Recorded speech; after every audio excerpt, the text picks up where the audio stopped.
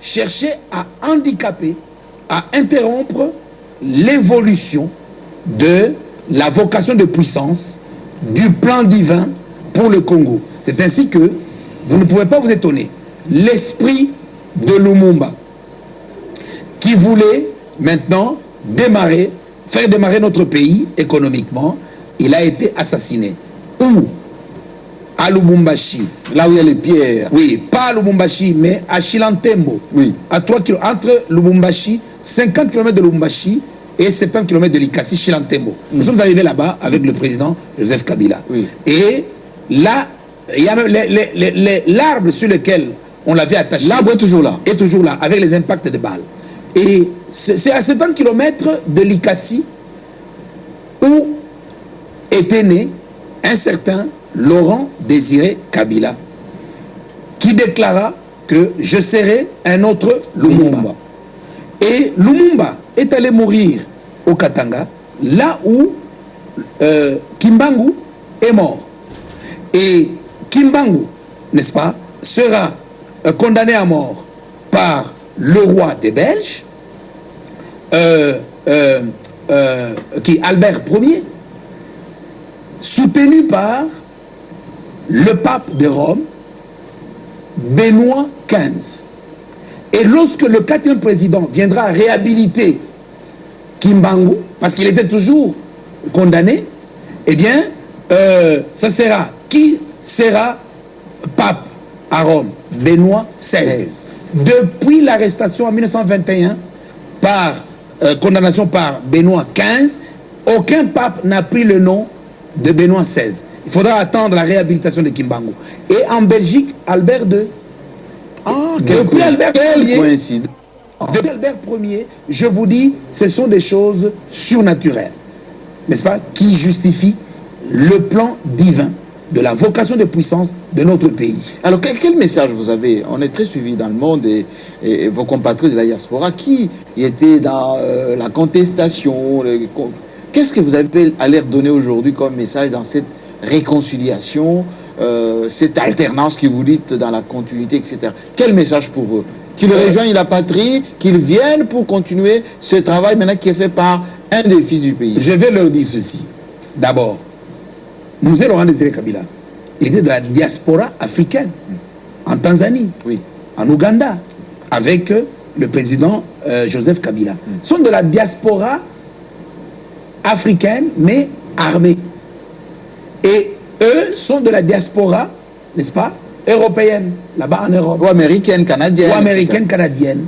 Donc, ils fulminaient contre un de leurs. Un de leurs. Et maintenant, un de leurs vient de les honorer. Parce que Félix Antoine Tshisekedi, il est de la diaspora en Belgique. Et donc, il vient de leur céder le bâton de pèlerin. Qu'est-ce qu'il faut faire? Il faut confesser. Il faut seulement qu'ils confessent, n'est-ce pas? Parce que le sang de Jésus est encore là et qu'ils viennent faire jonction. Parce que le rôle de la diaspora est biblique. Joseph, de la diaspora en Égypte, c'est lui qui a construit Israël. Et donc, regardez, Marshall, de la diaspora européenne aux États-Unis, oui, c'est lui qui a donné le plan Marshall pour construire, n'est-ce pas, l'Europe. Oui. Et pas plus tard, en 1948, c'était la diaspora juive qui a construit Israël. Qui a construit Israël. Et donc, le rôle de la diaspora, ce ne sont pas les insultes.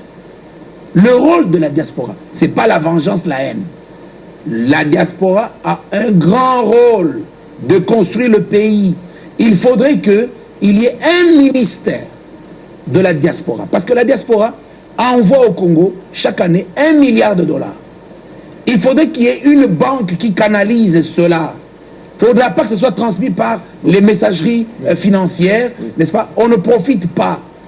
Il faut que ce soit, n'est-ce pas, un couloir financier bien tracé entre la diaspora et le Congo pour que cet argent soit utilisé pour investir dans notre pays. Merci. Et donc, la diaspora, qu'elle confesse, elle était à côté de la plaque. Merci beaucoup, Théodore Mugalou. C'est une grande émission aujourd'hui. Dernière question, ces hommages à Joseph Kabila, qui est aujourd'hui le modèle de de maturité politique dans ce continent africain, qui n'a pas tripatouillé la constitution, qui n'a pas fait verser le sang de ses compatriotes, qui ne s'est pas accroché au pouvoir pour le plaisir du pouvoir.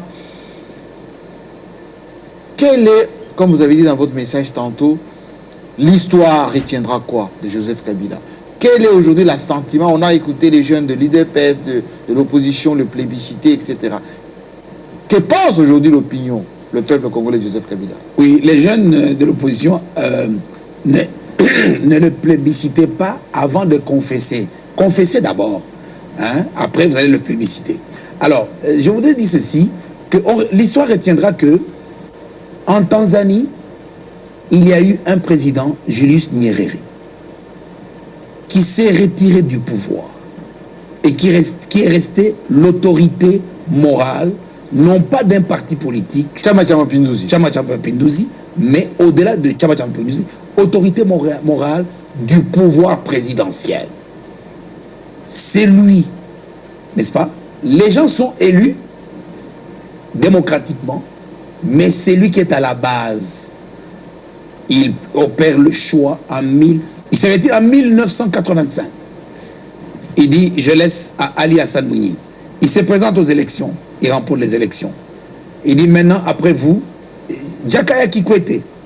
Il dit, non, c'est moi. Il dit, non, tu es trop jeune. Il était plus populaire que Benjamin Mkapa. Il dit, non, doucement. Ton tour viendra. Laisse d'abord Benjamin Mkapa. Benjamin Mkapa est passé et Nyerere est décédé. Et Kikwete, en 2005, parce que de 1985, Ali Hassan Mouni, à 2005, Ali Hassan Mouni, Mkapa de 2005, n'est-ce pas, à 2015, c'est 2 mandats, et 2000, n'est-ce pas, 15, c'est, non, 2005 plutôt, c'est Jakaya Mourisho Kikwete, qui était mon patron, ministre des Affaires étrangères quand j'étais ambassadeur, et c'est lui maintenant qui se présente. Il a gagné avec 80%. Avec 80%. Chacun son tour. Chacun son tour, et maintenant c'est le tour de l'autre. Donc nous retiendrons que en Tanzanie, il y a eu Julius Nyerere, et au Congo, il y a Joseph Kabila. Comme Nelson Mandela. Comme Nelson Mandela, n'est-ce pas? En Afrique du Sud, c'est un grand homme, Joseph Kabila. Et le régime Kabila va continuer longtemps selon la prophétie de Papa Kimbangu. Merci beaucoup, Théodore Mugalo. Vraiment une émission rassurante. Effectivement, ça nous permet de vous souhaiter encore une très bonne année. Venez dire ce que vous avez envie et surtout dans le sens de la sérénité. Tout simplement parce que les Congolais restent Congolais. C'est leur pays. Ils doivent désormais participer à sa reconstruction. C'est la grâce. Nous sommes en période de grâce. C'est la grâce. Merci. À la prochaine fois. Avec mon plaisir.